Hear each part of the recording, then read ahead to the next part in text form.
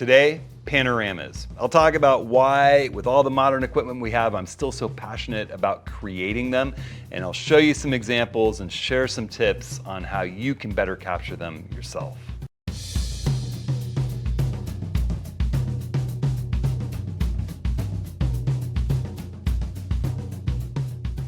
Well, hey everyone, it's Hudson.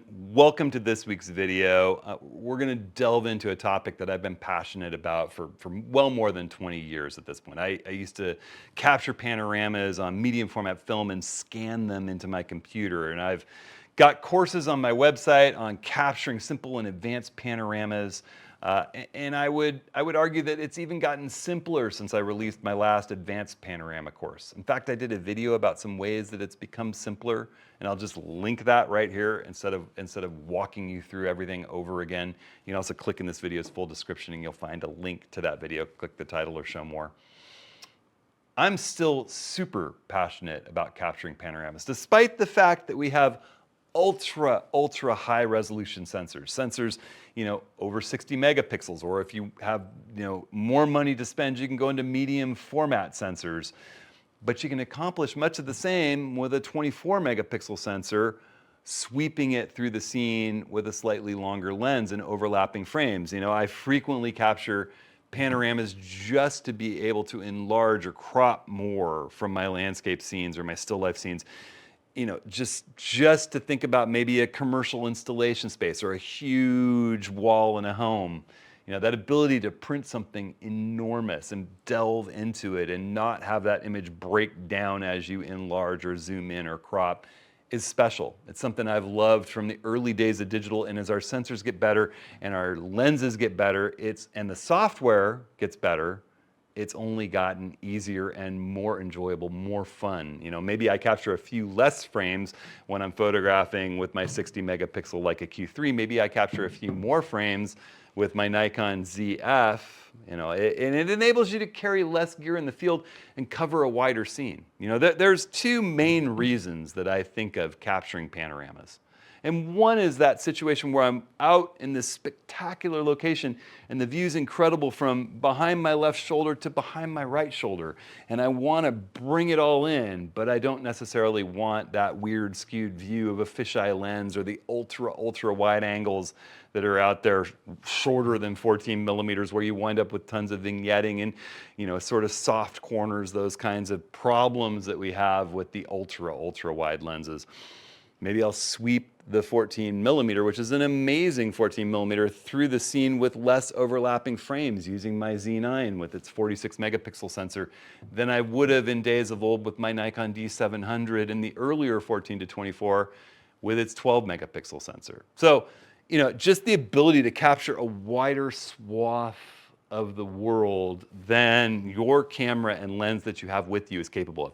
That enables me to capture much wider scenes when I'm traveling with only my little Leica Q3 with its 28 millimeter amazing lens. I can set it to hyperfocal distance at f11 and sweep the scene in overlapping frames. And I'll talk about how to do that, and I'll show you some examples. And I think maybe this is a good time to just jump into the examples. So let's take a look at some scenes from Joshua Tree and Death Valley, two workshops I just ran where I shot a ton of panoramas, and I think I got everybody else excited about shooting panoramas too. All right, well, as I said, out in Joshua Tree and Death Valley the last few weeks running these workshops, we as a group shot a lot of panoramas, and I myself shot a number of panos, and I think they're really good examples of when I might capture a panorama. And I'll kind of talk through my thought process from some of these images that showcase both, situations where you want to capture a wider swath of the world than you possibly could with the equipment that you're carrying,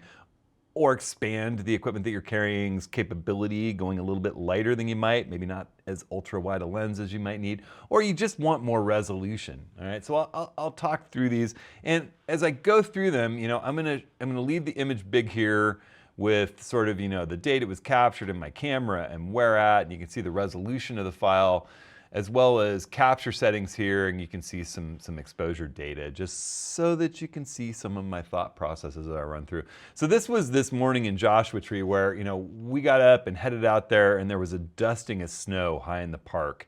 and we immediately shut out to where we love landscape art. You can see I have my DJI Osmo 3 running a time lapse back here, Chap, out with his Leica, and I was just carrying my Leica Q3 28 millimeter and my Nikon Z9 with the 14 to 24. I went light, you know, I knew I was gonna be skittering around on these snowy rocks, and I knew that I want really wide angle for some of these scenes. Landscape Arch is a spectacular scene, and I flipped into monochrome mode pretty quickly out here, just the way the sky and the foreground were, you know, and I was taking some single frame shots, running around.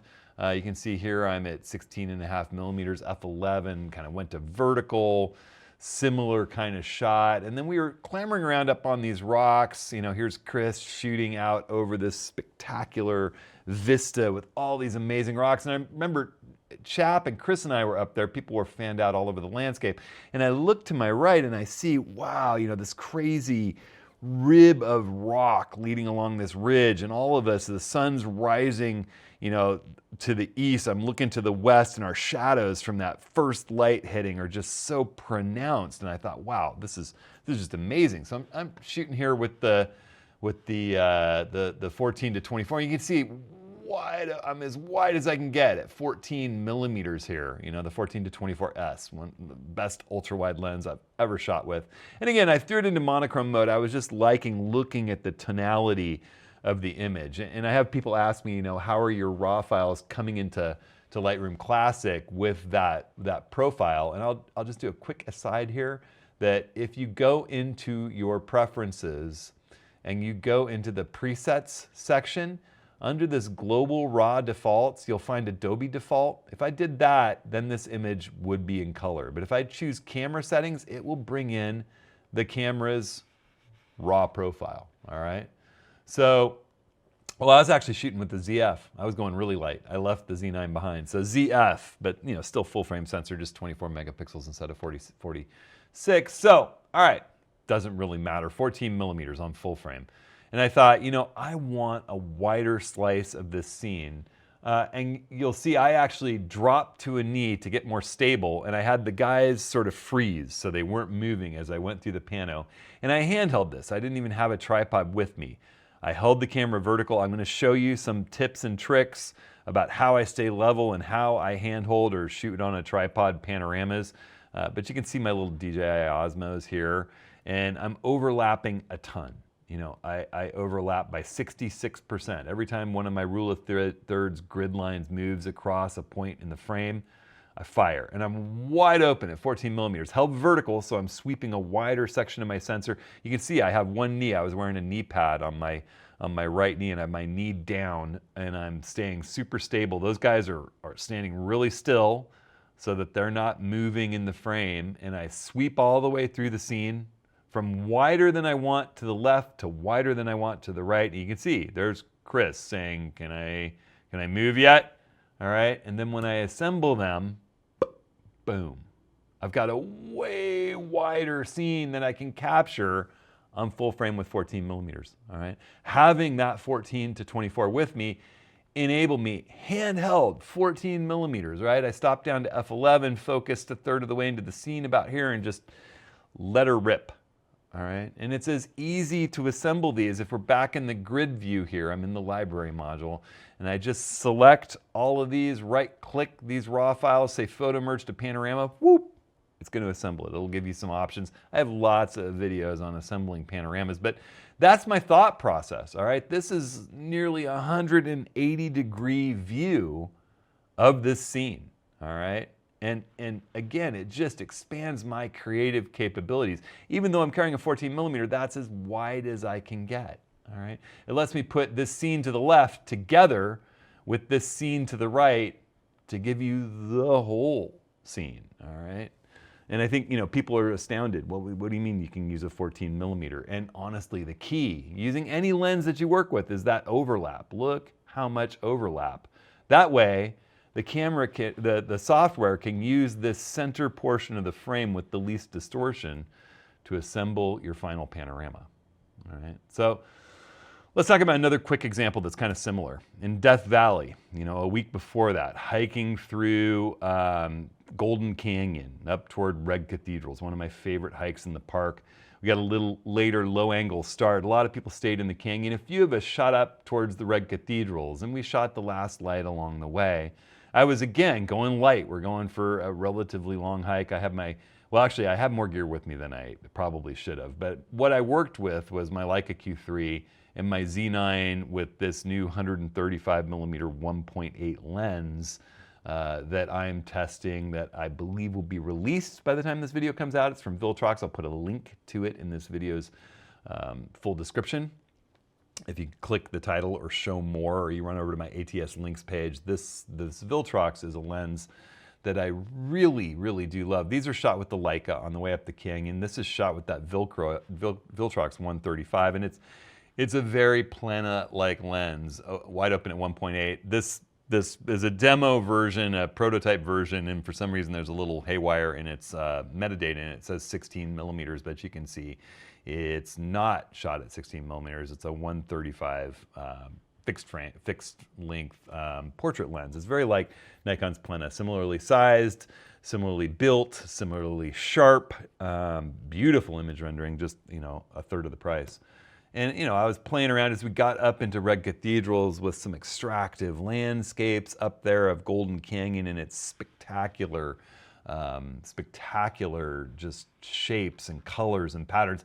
And again, you know, to sing the praises of this lens, this is wide open in low light at f1.8 and nice and sharp pretty much everywhere. So a fabulous lens. And I was just having fun shooting some portraits, and then I flipped back to the Q3, and I'm thinking, wow, you know, the light's fading, we got to get back, people are going to be down at the van. I wanted to capture this big grand vista. Well, you know, it's a little wider scene than this with the Leica. I'd have to dig in, get my wider. I don't even think I brought the 14 to 24. I could have gone to 24 millimeters, but that's not that much different than 28. What about flipping that 28 millimeter on the Leica vertical and shooting a series of overlapping frames to blend? So once again, handheld, using the level, using the grid on the camera, 66% overlap, shooting the broader scene. This is a single frame at 28 millimeters uncropped. This is holding it vertical and sweeping it through the scene to get you a much more establishing shot, a feeling of standing here on the edge of the Golden Canyon, looking at Manly Peak in the foreground. You know, Zabriskie Peak is up around on the other side of this ridge up above that looks down, and this is the shark's fin that you see in the foreground. We're on the other side of it in the Red Cathedral, having hiked up through all this. Spectacular, spectacular, spectacular landscape, all right? You know, here's one other example. I was out at Dante's View another night in Death Valley, and we had a really beautiful, beautiful sunset just spark. You know, it had this little, it was almost like an after bounce. After the sun went down, it looked like it was gonna fizzle, and we were getting ready to get in the van, and all of a sudden it sparked and bounced, and I love this single frame. You know, one thing I'll point out about it is that you're looking at the lowest point in the western hemisphere of the Earth, and if you zoom in over here, you can see the highest point in the contiguous United States, Mount Whitney in the Sierras over there. And this is the edge of Telescope Peak. If I show you the next image, which is the panorama captured from the same spot. Now this is on a tripod with my 24 to 120 zoomed in just a little bit so that there's none of the boring sky. There was only a bit of color. That's Telescope Peak. So 11,000 feet to what, 300 and some feet below sea level, all right here. Just crazy. It is such a big, vast place, Death Valley. But I like the longer view where I got, you know, from the north to the west and a little bit to the south even, all sort of in there with that lens sweeping across the landscape. Just a little bit more than I could get at 24 millimeters without running back to the van. By the time I ran back to the van for the 14 millimeters, the light would be gone, and it would be a crop anyway, be a lot less resolution. This way, you know, this is a very high resolution image. I can crop, I can enlarge, all right? Okay, so the other situation where you might want to catch a panorama, and this is a thing I've done for commercial clients in the past who want, you know, huge print, say at a trade show, that are unusual and that someone can walk up to them, they're billboard size, and they still hold up with your nose an inch away from the frame. That's the going for just maximizing resolution. It would be easy to shoot with a lens and get the same composition, but you shoot it with a longer lens as a series of overlapping frames and get incredible resolution. And this example is going to be from Zabriskie Point, from the opposite side of Manly Peak from when we came up Golden Canyon and we're in Red Cathedral. This is, blue hour, out shooting. As the blue hour comes up, you can see Telescope Peak here. We're further to the north, looking at it from a different angle, looking down Golden Canyon towards the main Death Valley floor. I love those blue hour scenes. And one of the things I love in this scene is always this just spectacular little formation in Golden Canyon and the dry riverbed flowing down through. And, I photographed that. I was waiting for first light.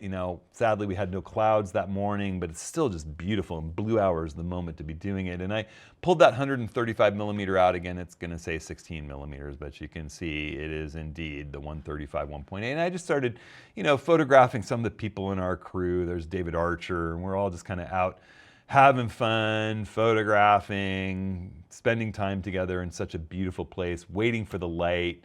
Rick was having a really nice morning. And then, as the light started to hit the valley, I had the 135 on the camera, and I thought to myself,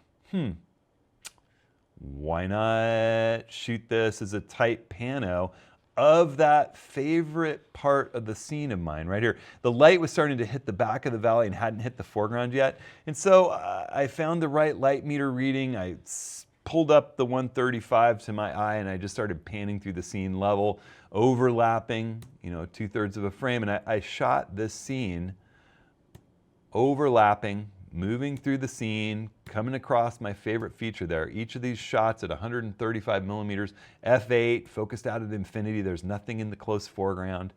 I worked my way through the scene, then dropped. You can see, dropped down, still overlapping by 2/3, even in the second row, dropping down, and came back across the scene, firing these frames. Came all the way through, and when I assembled them in Lightroom, boom, we've got this 20,000 pixel by 11,700 pixel. Let's do the math on this. If we pull up my calculator and we say 20,745 pixels by 11,669 pixels, that's a 242 megapixel image. When we zoom in on this, again, this is that 135 that's so sharp, I'm pretty sure there's not much limit on how big you can print this particular file. It's insanely enlargeable, right? I mean, whoa. So, just really, really fun stuff to do. Another example of that was this morning looking out over Death Valley's Mesquite sand dunes, with the Amargosa Mountains back behind. And I love how the dunes lead into these mountainous, ridges that lead to these rocky peaks. And it just seems to all flow from the sagebrush of the foreground. This is a scene that I love to photograph. You can capture it in a frame, but look how much more resolution I get, shooting it with a longer lens, distance compressed, bring those peaks together with those foreground dunes at 145 millimeters from a distance, and sweep the scene with your sensor vertical. It just adds so much to what we can do as photographers with the gear that we bring out with us in the field. And it enables you to carry less gear if you're thinking creatively on what you can photograph outside the single frame. All right, so I'm going to set up on a tripod and show you some tips for capturing your own panoramas. And in the process, I just want to make a note that my advanced panorama course is certainly still relevant, and certainly everything in there is true and accurate, but there's a few things that have gotten simpler. And as I said, I linked a video earlier, and it's in this video's full description along with all the gear that I've been using and that I'll use in this demo. And using those links helps me out, so I appreciate it. But things have gotten a little bit simpler, but there are some truths that hold no matter what, all right? The fact that you don't need to necessarily measure out the no parallax point is a wonderful thing. It makes life simpler. Just center up the lens over the axis of rotation. That you don't need some intricate mechanism for maintaining your position over the center of the tripod head while you're tilting, that you can just use a fluid head or a pan and tilt head like I put on my fluid head tripod or my custom ultralight tripod. The things that hold true are manual, manual, manual. No auto ISO, manual controls, no changing of exposure throughout the scene. And I'll talk about how to do that, how to meter and think about it and test. Looking at your histogram, making sure that you've got all the tones that you want, focusing on one focus plane and keeping it one aperture. You're going to make sure that it has all the focus that you need for your entire scene, foreground to background, and sweep the scene with that same focus and that same exposure setting throughout the scene. And I know I'm going to hear people asking me about white balance. I don't tend to worry a lot about white balance in panoramas. I tend to either be shooting in cloudy or daylight. But if you are in auto white balance and you shoot a panorama in auto white balance, it's not a big deal. When you get into the raw processor, just tweak the white balance, you know, one movement towards yellow or one movement toward blue, and then synchronize all the images so it's a custom white balance. In the raw file, white balance is not baked in. It's something that you can change after the fact. So you can synchronize all the images white balance even if they varied through the capture. Similarly, I can hear people asking about filters. Neutral density is fine if you're blurring motion or clouds with water, that kind of thing. Polarizers are a terrible idea. Do not use a polarizer for a panorama with sky, because what happens is the polarizer works best when the sun is off your right shoulder or off your left shoulder. So it works well when you're pointing north or pointed south, not so well east and west, and you'll wind up with differentially polarized skies where part of the sky is dull and white and part is royal, deep, dark, purpley blue, and that's very difficult to fix in post. So just like wide angles, you have to be very careful with polarizing, and you want to pull it off when you're creating a panorama. All right, so let's jump in and talk about how to capture panoramas. All right, so I talked a fair bit about the why I consider capture panos. Wider scenes, higher resolution scenes, just doing more with less equipment. Now let's talk a little bit about the how, and I'll focus first on using a tripod because I think that's a pretty good idea, particularly as you're getting started with it or you want to be really, really sure that you do everything right, kind of slow it down, focus on what you're doing. And then I'll talk about handheld right afterwards. And I'm going to go ahead, I'll show you what I'm doing on the back of my camera. When I set it up on the tripod, I generally, throw on my reading glasses for me and, look at the back LCD, and, you got to sort of think about the whole scene. Now, some things have changed. I have that advanced panorama course in my store. You can always run over to my website to see all the stuff in my store, hudsonhenry.com. You can just click right up here. That helps me out, and I appreciate it. But a few things have changed. I no longer worry, even for the most advanced multi-row panoramas, about the exact no parallax point. I just don't worry about that anymore. The software has gotten so good for assembling panos. When I use Lightroom Classic or Photoshop, I've tried it with the no parallax point and without, in really complex situations, and it's just so good now. As long as you're a little bit careful, it's going to be fine. So I use a pan and tilt head like the Fluid head, or like my ultralight system with the Acrotech panorama head. And I just sort of slide back and forth using Acrotech's amazing nodal rail, their adjustable nodal rail, which I love, use, advocate, and sell, and get it sort of centered up so that the center of the lens is basically over the axis of rotation on the tripod. You can slide forward, you can slide back. This is a great tool for getting balanced over a pan and tilt head, so there's less, less flop than you even potentially get with a Fluid head. But it's really nice for panos. You just get sort of centered up over your lens, good enough. I make sure that I'm in manual mode with my camera.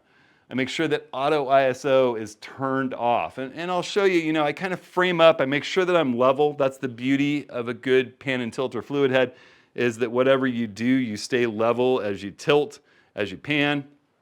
And we have a look in here. Yep, my level is pretty much on. I happen to have a manual focus lens on here, but if I didn't, I would go into my fixed focus mode, AFS for Nikon, the single servo where it locks focus. And then I get focused on a part of the scene at a wide enough or a narrow enough aperture to make sure that I have all the depth of field that I need. In this case, I'm going to have a look here. I'm at f11 with my Viltrox 51.0, and I can have a look at my big Epson 9900 printer here. One of the beauties of all this is you can zoom in. Here we are looking at the full scene. I can move my focus frame for manual focus here and zoom in and check and say, yes, that does indeed look in focus. And I can move around. I get a little representation of what I'm seeing. You know, this image of Taurus de Piney in Patagonia is looking nice and sharp in the background. You know, how is my ultralight tripod with the Acrotech head? It looks nice and sharp. I could tweak it just a little bit, make sure that I got everything that I want, change aperture, change focus, make sure that my entire scene is focused the way that I want, because I'm not going to change that as I capture the pano. I don't want to be autofocusing at all with each shot. If autofocus is on your shutter button, take it off your shutter button or turn your autofocus off. Get yourself focused, turn it off. This is one place where manual focus lenses with hyperfocal distance scales are wonderful for panoramas.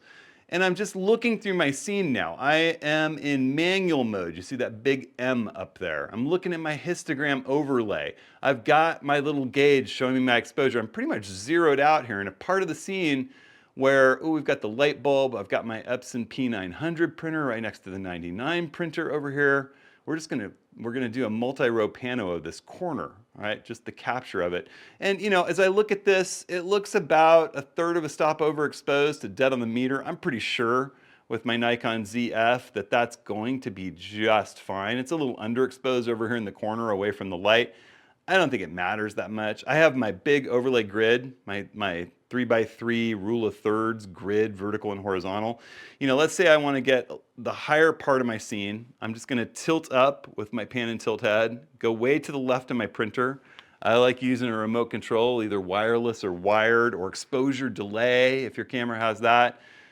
You know, I'm going to take one shot though before I even do it. I want a test shot. You know, here it's showing me, ooh, 2/3 of a stop overexposed. I look at my histogram. I'm going to take this shot, all right, with my remote control. I'm going to hit play, and I'm going to take a look at the histogram, and I say, whew, you know, maybe there's a little specular highlight in the midst of that light bulb. I'm not too concerned about it. The red, green, and blue channels all look pretty darn great, all right? So I'm going to come back. I'm going to make sure that I'm higher than I need to be in my scene. And as I said, I overlap by 66% every time something touches one of these rule of thirds intersections. So I'm looking at where is the intersection down near the printer, sort of under that histogram, or where is the intersection up in the wood up above. Staying level, I'm going to shoot. Actually, I'm going to take a picture of my hand, right? Oops, we seem to I must have accidentally hit the button and turned off my remote control. That happens. All right, we're in. I'm going to shoot my hand. There it is. All right, I'm going to take a picture of the ceiling. And then I'm going to move to where that point on the ceiling hits the next line and shoot. And now you can see that intersection at the top right is on the light fixture. And I'm going to move to where it's over the light fixture again and shoot. I'm going to move to where it is on the ceiling. I'm looking at those little intersections in the rule of thirds grid. All right, I'm sweeping the widest part of my sensor through the scene, and I just go exactly where I was. All right, it's at the lights. All right, I want to do one more shot to make sure I get the edge of my screen. I don't even care about my screen.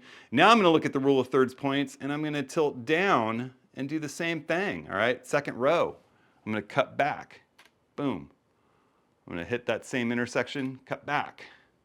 Hit that same intersection, cut back. Hit that same intersection, cut back. I'm just looking at where are these lines of the grid in the scene, and I'm overlapping. So everything is shot at least 3 times. You know, if one frame had shake or something got in the way, I'd be covered. And then I can shoot my hand again, and I've captured the panorama. All right, when I look at my grid in Lightroom, and when I import these images, I'll see my hand, and I'll see my hand again, and all the images in between are portions of the panorama to be assembled. Okay, so I'm going to pop right back and we'll talk about handheld. All right, so let's talk handheld. I got my Z52 with my 16-50 kit lens on here, and I'm in my user 2 mode, my landscape mode, but I have auto ISO turned on. I've been running around doing something with auto ISO. So I'm going to show you how I will shoot this thing. It's extremely similar, except it's handheld. And I'll just kind of talk you through it as I'm looking through the camera, all right? So you get to look through it with me. And you'll notice I have my grid activated and I have my virtual horizon, that green line that shows that I'm level, All right, I can see in my viewfinder, ooh, I don't see my exposure meter. Oh, that's right, I have auto ISO turned on.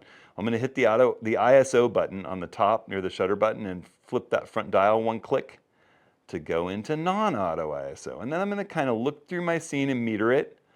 All right, I'm at a 20th of a second. This is a vibration reduced lens. It's probably okay. You know, I might bump the ISO up, but I like 800. I want to think about, okay, focusing a third of the way into the scene, since I'm handheld, and it's really low light in here, I'm going to try to kind of keep things, you know, as low in ISO and brightly exposed as I can. I think a 20th of a second is about the most I want to run. So I focused on the Epson 9900, and now I'm looking at the poster in the back, and that's acceptably sharp. The 9900, of course, is sharp. Let's see how the big, tall, lightweight fluid head is. It looks nice and sharp. All right, I think we're good. I think we're good for focus for the things that are in our scene, all right? So now I just need to check my settings again, all right? And we look a little underexposed. Maybe I don't really want to come back to a 15th of a second. And I don't have any more aperture to work with. So, you know, I'll go up one, oh, I went to auto ISO. I'm gonna go up 1/3 stop ISO. Let's jump up to 1,000. This camera makes beautiful images at 1,000, and that zeroes my exposure meter out, that plus, minus, and zero. And I'll just take a test shot, all right? Let's take a test shot in this scene where we have shadows under the P900 printer and on the tripod and those highlights, all right? So I'm gonna take that shot, and then I'm gonna jump in here and I'm gonna hit play. Oops, I'm gonna hit play, and then go to my histogram, and it looks really good. That's a beautiful histogram. The shadows are well exposed, the highlights are protected. You know, certainly looks like we've got good shadow detail without much noise at 1,000 ISO as I zoom in. You know, we could come out of this view and zoom in and look around. Everything looks perfectly sharp, looking at the image I just captured. So shooting it at a 20th of a second handheld doesn't seem to be a problem. These are the kinds of things you want to test, all right? So I've focused. I have back button focus. I'm in AFS, pinpoint focus. I've already focused. If I don't hit the back button again, it won't refocus. I'm going to take a picture of my hand, all right? And I can tell there's a little exposure delay going on. I don't particularly want that while I'm handheld. So I'm just going to go ahead and turn exposure delay off using the I menu. I'm just doing this all through the viewfinder. That's the beauty of mirrorless. And then we'll do just like we did before. I'm going to start above and to the left of where I think I want. And I'm going to make sure that my level is level. I'm going to look where that line is. I'm going to move that intersection, the next rule of thirds points over and keep it level or close to level. I'm going to do the same thing. Trying not to move my body much. I'm kind of pivoting as if I were a head. All right. I'm just going to come across. I'm looking at those intersecting lines and I'm trying to put the next intersection in the same spot. All right. And keep it level. Now the same thing. I'm going to tip down. I'm going to keep it level. Shoot. Move the intersection to about the same point. Level shoot. Move it to the same point. Move it to the same point. Move it to the same point. Move it to the same point. And I'm sure I've got everything I want captured in my scene. All right, well, I hope that helps everybody out thinking about why to capture panoramas. Maybe if you haven't done a ton of it, it gives you a few tips for getting started. I would say get out there, get shooting panoramas, start assembling them. It is so much fun. It can become super addictive, and it can really expand what you can do with less gear on your body out traveling in the world. So, you know, if you have questions, if you have comments, hit me up. You can email me. You can throw comments in this channel's comments. I truly steer the content from this channel based on what the community has to say and what questions they have. We'll be holding another office hours sometime after Costa Rica. You can go ahead, or actually before Costa Rica. So in the next month or so, not exactly sure the date, but we'll have it up there on the website. You can go to hudsonhenry.com/office hours or just click up here to sign up. As soon as we have the date for the next big free group photography get-together Q&A session, we'll have a link there for you to sign up and leave a question for us to talk about, Rick and David and I, and Darren, if he's available. All right, so I want to thank everybody for watching. I hope everyone out there is staying safe and staying creative. And we'll see you next week.